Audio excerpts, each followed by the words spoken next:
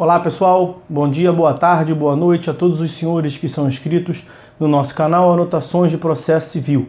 Se você ainda não é, eu sou o professor Arthur Vieira e depois que eu concluí o meu doutorado em Direito Processual, eu resolvi me dedicar a esses veículos de comunicação para que eu pudesse transmitir aos senhores conhecimento jurídico de qualidade e de forma gratuita. Aqui eu vou pontuar o meu e-mail de contato para que eventuais interessados possam estabelecer um contato mais direto. Inclusive, nós podemos eventualmente considerar a hipótese de publicar um artigo científico em conjunto, tá certo? Bom, gostaria de pontuar também com os senhores o nosso canal no YouTube. Se você ainda não é inscrito, basta clicar no ícone do livro que fica no canto inferior do vídeo para que você se inscreva. Sugiro também que você clique no ícone do sininho para que você possa ativar as notificações dos vídeos que são constantemente disponibilizados por aqui. Gostaria de apresentar também aos senhores a nossa plataforma acadêmica, arturvieiracursos.com.br, arturvieiracursos.com.br, onde os senhores encontrarão cursos online de modo gratuito, inclusive com a emissão de certificado válido em todo o território nacional, tá certo? Então, após a pausa, nós vamos tratar do vídeo de hoje.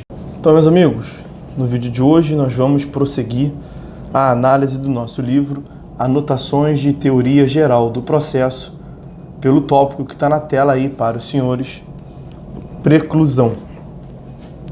A preclusão é fenômeno exclusivamente processual, vinculado à ideia de que, passo a passo, os atos processuais vão acontecendo subsequentemente no processo, realizando o modelo procedimental que se tenha adotado em cada caso. O instituto da preclusão está umbilicalmente ligado à questão do andamento processual e de seu destino inexorável, que é o de extinguir-se, para dar lugar à solução concreta decorrente da prestação da tutela jurisdicional do Estado. Se o processo deve andar para frente, isto é, desenvolver-se em direção a seu final, os atos processuais que acontecem nos moldes previstos em cada procedimento devem respeitar determinados prazos, nos quais deverão ser realizados, sob pena de, não o sendo, incidirem na hipótese as consequências da não realização dos atos. A consequência máxima é justamente uma determinada espécie de preclusão atemporal que incidirá sobre a parte que, devendo praticar um determinado ato, deixou de fazê-lo na forma e no tempo previstos na lei.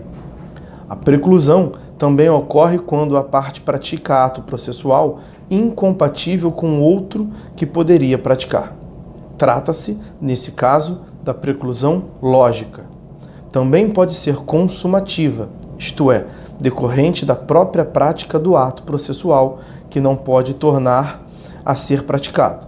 Assim, pode-se definir a preclusão como a perda de uma faculdade ou poder processual no curso do processo. Pode ser ocasionada a. pelo decurso do prazo ou pela passagem da fase processual para exercício do poder ou faculdade. B. Pelo anterior exercício ou poder ou faculdade. C. Pela prática de ato logicamente incompatível com o exercício do poder ou faculdade. A preclusão e a coisa julgada são institutos inconfundíveis, ainda que em parte inspirados nos mesmos princípios, segurança jurídica e proteção da confiança. A preclusão apenas opera internamente ao processo. A coisa julgada projeta-se para fora da relação processual em que se formou. A preclusão destina-se a conferir segurança e previsibilidade ao jurisdicionado e eficiência à máquina jurisdicional no curso do processo. Liga-se à garantia do devido processo legal, no sentido de processo razoável. A coisa julgada, inspirada em semelhantes valores, visa a preservar o resultado da atuação jurisdicional. Espécies de preclusão. Os três diferentes motivos que ocasionam a preclusão servem de base para a classificação tradicional da preclusão. São três as espécies: preclusão temporal, preclusão consumativa e preclusão lógica. Podem atingir as partes e o juiz. Preclusão temporal. A preclusão temporal é aquela que decorre do simples descumprimento do prazo para a prática de determinado ato processual. É o que consta do artigo 223. É a modalidade de preclusão que mais diretamente se liga à necessidade de que o processo caminhe para frente. Por exemplo, o autor tinha prazo de 15 dias para agravar da decisão de indeferimento da tutela de urgência que ele pediu no processo. Não o fez no prazo legal e no 16º dia não mais poderá recorrer, porque terá havido a preclusão temporal. A possibilidade de que a parte pleiteie a inocorrência dos efeitos da preclusão temporal está prevista no artigo 223, de que já tratamos anteriormente. Preclusão consumativa. A preclusão consumativa ocorre quando o ato é efetivamente praticado, não podendo ser, portanto, repetido.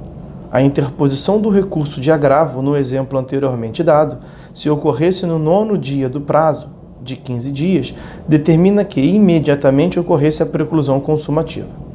Não poderia a parte, por exemplo, recorrer novamente ou mesmo acrescentar outros argumentos ao recurso já interposto nos outros dias restantes de seu prazo, assim como não poderia substituir seu recurso por outro, melhor elaborado, até no prazo final. As manifestações das partes, em regra, produzem efeitos imediatos.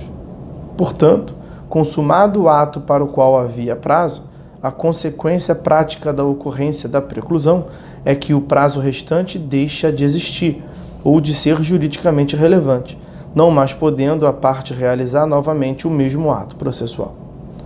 O artigo 223 não permite conclusão diversa. A previsão de que, aspas, decorrido o prazo, extingue-se o direito de praticar ou de emendar o ato processual, aspas, não significa autorização genérica para o refazimento de qualquer ato já praticado. A disposição é apenas aplicável àqueles casos em que há norma autorizando a emenda do ato. Preclusão lógica. A preclusão lógica não depende diretamente do fator tempo no processo, mas é resultado da prática de outro ato, incompatível com aquele que se deveria realizar no prazo processual respectivo. Exemplo dessa situação é o do réu condenado em ação de reparação de danos que, no prazo para o recurso de apelação, espontaneamente comparece em juízo e, sem qualquer ressalva, paga o valor da condenação. Este réu terá praticado ato incompatível com o direito de recorrer, como se vê do parágrafo único do artigo 1000 do CPC. Preclusão e poderes do juiz. Essas três espécies de preclusão referem-se, fundamentalmente, aos ônus processuais das partes, mas não se exclui a preclusão de poder do próprio juiz. Não há para o juiz preclusão temporal, já que ele não sofre nenhuma consequência processual pelo descumprimento dos prazos que lhe são impostos. As consequências, quando cabíveis, serão administrativas, cíveis, penais, etc. Os prazos são estabelecidos para o juiz a fim de que o processo tramite em prazo razoável e a tutela jurisdicional seja oportuna e efetiva. Proibir o juiz que descumpre os prazos de exercer os seus poderes apenas traria mais prejuízos para aqueles fins em função dos quais os prazos judiciais são postos. O juiz moroso responde nas outras esferas acima destacadas. Há, todavia, preclusão consumativa, pois o juiz, a não ser diante de novas alegações ou de fatos novos, não pode, em princípio, decidir novamente a questão já decidida, como consta do artigo 505 do CPC. Essa proibição de decidir novamente, todavia, não abrange questões de ordem pública, como os pressupostos processuais, condições da ação, dentre outros. Em regra, não haverá preclusão lógica dos poderes do juiz, pois isso implicaria, em certa medida, decisões implícitas, que são decisão não fundamentadas, o que o ordenamento proíbe, como se vê da Constituição Federal, inciso 9 do artigo 93 e 489, parágrafo 1º do Código de Processo Civil. Apenas muito excepcionalmente, a preclusão lógica pode atingir poderes do juiz. Assim, se o juiz, em vez de exercer juízo de retratação no agravo, dá cumprimento à decisão agravada, fica-lhe preclusa a possibilidade de se retratar depois. Nesse caso, não se terá decisão implícita, não fundamentada, pois a fundamentação deverá residir na primeira decisão do juiz, aquela que foi objeto do agravo. É comum na doutrina brasileira empregar-se a expressão preclusão pro iudicato, para se referir à preclusão dos poderes do juiz. No entanto, esse é um uso incorreto do termo. A expressão foi cunhada na doutrina italiana para se referir a um fenômeno muito específico, cuja ocorrência é inclusive extremamente discutível, seja no direito italiano, seja no direito brasileiro. O decurso de um prazo que geraria consequências também fora do processo, impedindo, inclusive, o ajuizamento de uma nova ação, e não apenas dentro dele. Vamos fazer um corte nesse vídeo por aqui, porque o próximo tópico que está na tela aí para os senhores, a invalidade dos atos processuais, é um tema que foge um pouco à análise do que nós estamos vendo até então, que foi o estudo dos prazos processuais. Então, por hora é só, fiquem todos com Deus e até a próxima.